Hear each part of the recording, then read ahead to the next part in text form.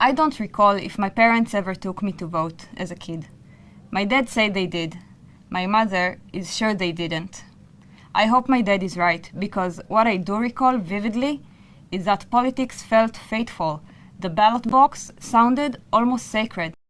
Years later, I was all in, working in political campaigns. I walked the streets, trying to convince strangers that their voice still mattered. But I started noticing something. Many people, especially younger ones, just shrugged. It doesn't make a difference. They're all the same. Round after round, that quiet cynicism only grew louder. There's one moment I'll never forget. It was almost 10 p.m., just before the polls closed. I met a young man and his elderly father.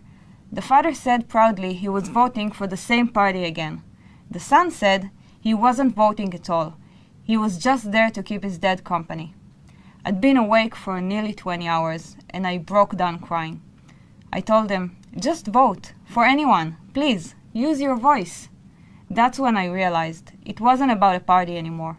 It was about the belief that we still count, that we can shape what comes next. I'm 25 now, and I've already voted 5 times. Each time, I hoped for change. Each time, I watched that hope dissolve into political gridlock, social crisis, and public distrust. It's not just disappointment anymore.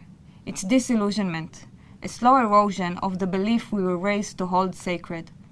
And that's the wall I want to break, the wall between despair, disillusionment, and democratic imagination. That's how Yashir Ve'La'inyan, Democracy Deep and Direct, was born. It started with a conversation with one of my professors, who wrote about 3D democracy.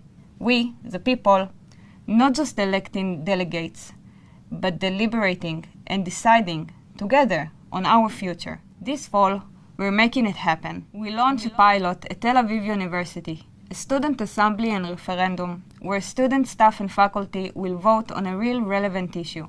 It's not a simulation. It's a living experiment in democratic agency.